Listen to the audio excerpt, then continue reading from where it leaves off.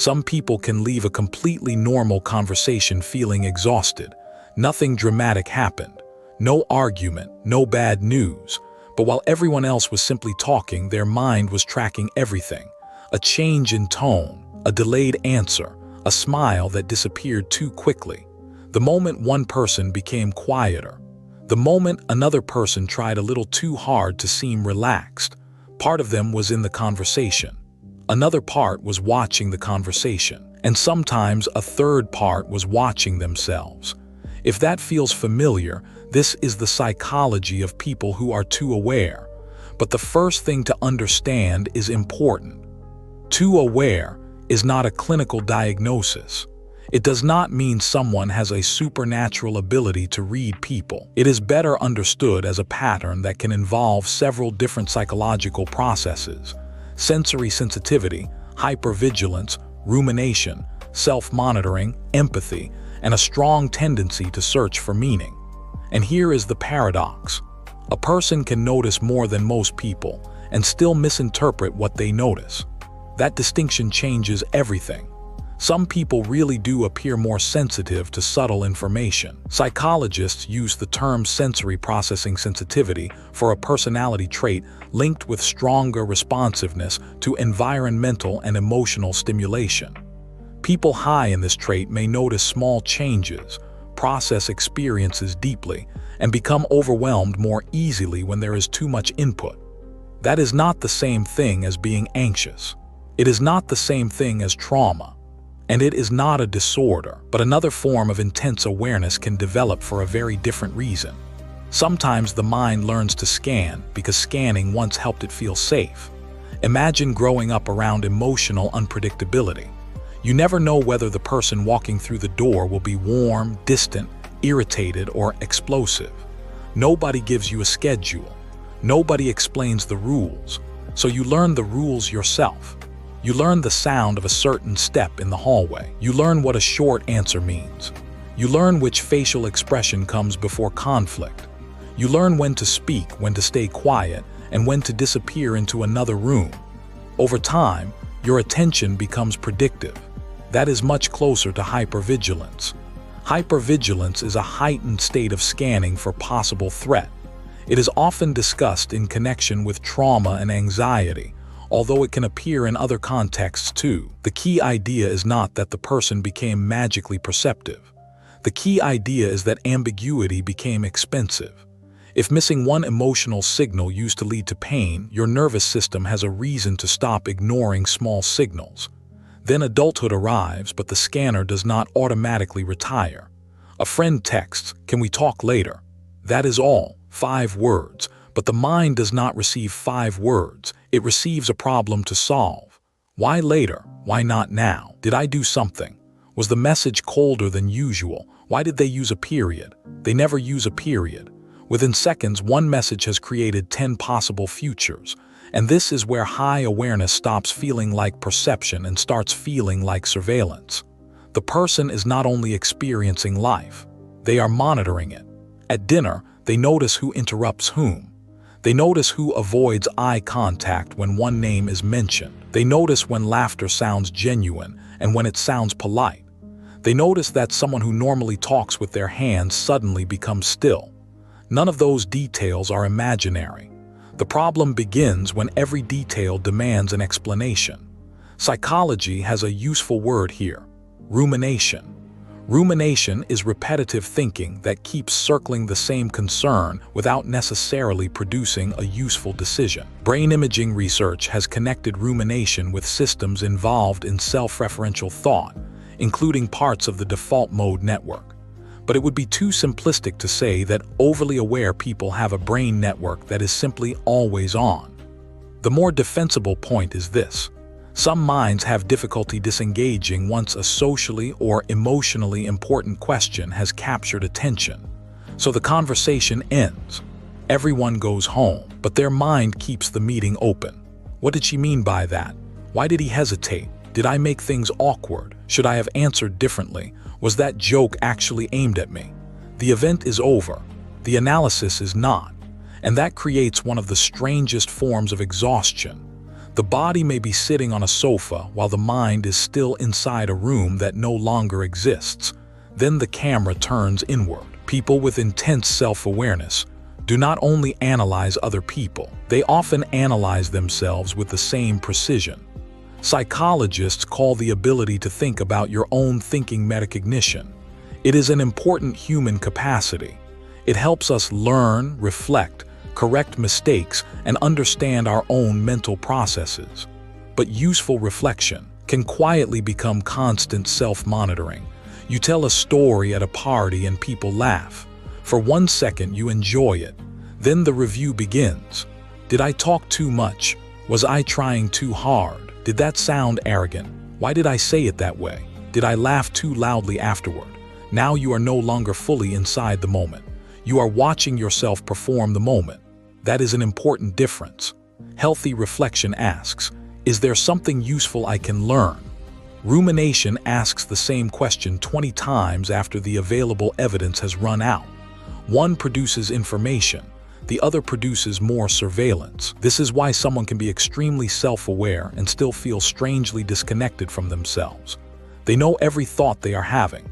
They know every emotional shift. They can explain their reactions in impressive detail. But explanation is not the same as experience. You can understand why you are sad and still never allow yourself to simply be sad. You can explain why you are attracted to someone while never relaxing enough to enjoy being close to them. You can analyze happiness so thoroughly that you step outside it. That is the hidden tax of excessive self-observation. The next trap is even harder to notice because it can feel like intelligence. You become very good at reading between the lines. Humans naturally infer what other people might be thinking or feeling. Psychologists often discuss this under theory of mind or mentalizing. It is essential for social life. But an inference is still an inference. You can accurately notice that someone paused before answering. You cannot automatically know why they paused. Maybe they are hiding something. Maybe they are tired. Maybe they are choosing their words carefully. Maybe they remembered something unrelated. Maybe they were distracted by a notification you never saw. The more details you notice, the more stories your brain can build from those details. That is the danger. High sensitivity to cues can create high confidence in an interpretation that still contains uncertainty. And if your nervous system is already biased toward protecting you, threatening explanations can feel more convincing than neutral ones. A slow reply becomes rejection. A quiet partner becomes anger. A distracted friend becomes evidence that the friendship has changed. A short message from your boss becomes the beginning of losing your job. The mind is not trying to torture you. It is trying to reduce uncertainty. But certainty created from incomplete evidence is not the same thing as truth. This can slowly change relationships. Compliments become puzzles. Apologies become investigations. Kindness gets tested for hidden motives. A change in somebody's mood becomes something you feel responsible for understanding. Eventually, you may become hard to surprise but very easy to exhaust. There is another layer here: empathy. Some people are skilled at recognizing emotion. Some also feel other people's emotions very strongly. Those are related but different capacities. And being empathic does not mean you can literally absorb another person's internal state with perfect accuracy. But subjectively, it can feel that way. You walk into a tense meeting and your shoulders tighten. A friend tells you about a painful breakup and you carry the conversation in your head all evening. Two people you care about are irritated with each other, and before either of them asks, you are already trying to soften the room. You change your tone. You choose safer words. You make a joke. You redirect the conversation. You become an unpaid emotional manager for the environment. This often looks like kindness from the outside. Sometimes it is, but sometimes it is also a control strategy. If everyone around me is okay, maybe I can finally relax. That belief is exhausting because other people's emotions never stay under your control. Someone can be disappointed without you fixing it. Someone can misunderstand you without you immediately correcting the record.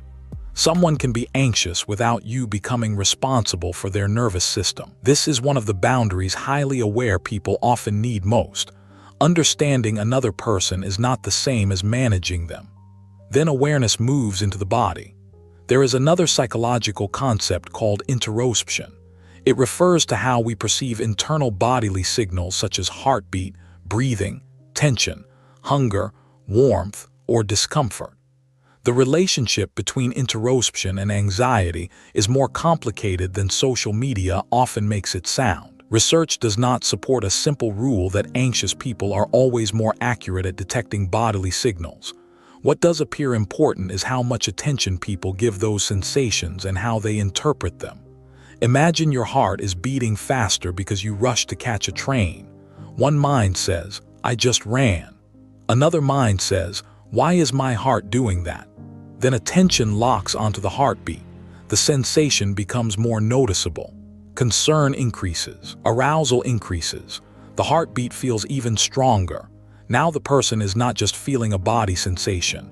They are monitoring a body sensation for evidence of danger. The same pattern can happen socially. A cue appears. Attention locks onto it. The brain interprets it. The interpretation increases emotion. The emotion makes the cue feel more important. And suddenly, one small signal has become a complete internal emergency. If you like psychology that explains what your mind is doing beneath the surface, subscribe. The goal of this series is not to give you labels. It is to make hidden patterns easier to recognize before they start running your decisions, because this is where the deepest pattern appears. For many overly aware people, awareness eventually becomes a strategy for control, not control over other people, control over surprise. The mind makes a quiet bargain. If I can see it coming, it cannot hurt me as much, so it starts rehearsing. What if this relationship ends? What if they lose interest? What if I fail? What if I say the wrong thing? What if the atmosphere at work changes? What if I finally relax and then something goes wrong? The mind begins living several days, months, or years ahead of the body. This can create analysis paralysis. You do not make one decision. You simulate 12 versions of the decision. You do not have one conversation. You rehearse every possible response before the conversation begins. You do not enter a new relationship. You begin calculating how it might eventually end. Preparation feels like protection, but there is a price. You become so busy trying not to be blindsided by the future that you are rarely fully present for the part of life that is actually happening. And here is the paradox that almost nobody talks about. Being too aware of certain signals can make you less aware of everything else. Attention is limited. If your attention is constantly searching for tension, rejection, inconsistency, danger, or hidden motives, you may become incredibly sensitive to those categories of information. But what happens to neutral evidence? What happens to ease? What happens to the friend who was simply tired? The partner who was quiet because they had a headache? The room where nothing was wrong? The afternoon that did not contain a hidden message?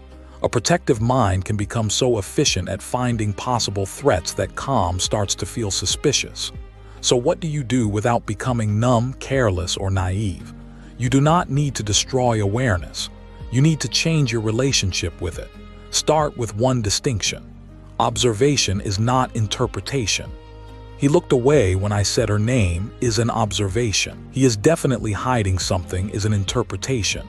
"She replied 4 hours later" is an observation. "She is losing interest in me" is an interpretation. "My chest feels tight" is an observation. "Something terrible is about to happen" is an interpretation. That small separation creates space. Ask 2 questions. What do I actually know? And what am I adding? This does not mean your interpretation is wrong. It means you stop promoting a possibility into a fact before the evidence arrives. Then practice allowing more than one explanation. If somebody is quiet, force your mind to generate 3 plausible reasons instead of 1. Maybe they are upset. Maybe they are tired. Maybe their attention is somewhere else. The purpose is not fake positivity. The purpose is uncertainty tolerance. A mature mind does not need to pretend everything is fine. It needs to tolerate the fact that sometimes it does not know yet. The next rule is simple but powerful. Not every signal requires a response. You can notice tension without fixing it. You can notice insecurity without reassuring it. You can notice a strange text without immediately sending 3 more messages. You can notice an emotion without turning it into a project. Awareness gives you data. It does not automatically give you an assignment. That applies to empathy too. Try this sentence internally. I can care about this without carrying it. Someone else's disappointment can belong to them. Someone else's mood can belong to them. Someone else's silence can remain unexplained for a while. Boundaries are not the opposite of empathy. They are what make empathy sustainable. It also helps to give the body a different kind of evidence. When attention has narrowed around one alarming sensation or social cue, deliberately widen it. Notice the chair under you. Notice the temperature of the room. Notice sounds that have nothing to do with the problem. Look at objects that are completely emotionally neutral. The goal is not distraction. It is to remind your nervous system that the threatening detail is not the entire environment. And if you are someone who is genuinely sensitive to stimulation, recovery matters. Quiet does not have to be avoidance. Time without notifications, conversation, music, news, and constant social input can give attention somewhere to land. People high in sensory processing sensitivity often describe reducing sensory input as one useful way of coping with overload. But none of these tools require you to become less perceptive. That is the final refrain. The most mature form of awareness includes awareness of your own limits. I can notice a change in your voice and still admit I do not know what it means. I can sense tension and still refuse to make it my responsibility. I can have a frightening thought and still treat it as a thought. I can understand myself deeply without monitoring every second of myself. I can see a pattern without turning it into a prophecy. That is the difference between awareness and vigilance. Awareness says, I notice. Vigilance says, I must keep watching. Awareness can stay curious. Vigilance needs certainty. Awareness gives you information. Vigilance makes every piece of information feel urgent. And this is why the goal is not to switch your mind off. It is to teach your mind that not everything it notices deserves to become a story. If your awareness comes from sensitivity, you can protect your energy without treating sensitivity like a defect. If some of it comes from hypervigilance, you can respect why that pattern developed without romanticizing the pain that may have created it. And if constant scanning is seriously affecting your sleep, relationships, work, or ability to feel safe, support from a qualified mental health professional can be useful. You do not have to turn your perception down to 0. You need a filter, because deep perception without boundaries becomes exhaustion. Deep perception with boundaries becomes discernment. A pause can simply be a pause. A feeling can simply be a feeling. Someone else's mood can exist without becoming your emergency. And perhaps the strongest sign of real self-awareness is not noticing everything. It is knowing what you can finally leave alone. There is a closely related pattern that often comes next. People who notice everything can become unusually quiet when they are overwhelmed, because silence gives their mind the one thing it rarely gets: less input. And the psychology behind that silence is more revealing than most people realize.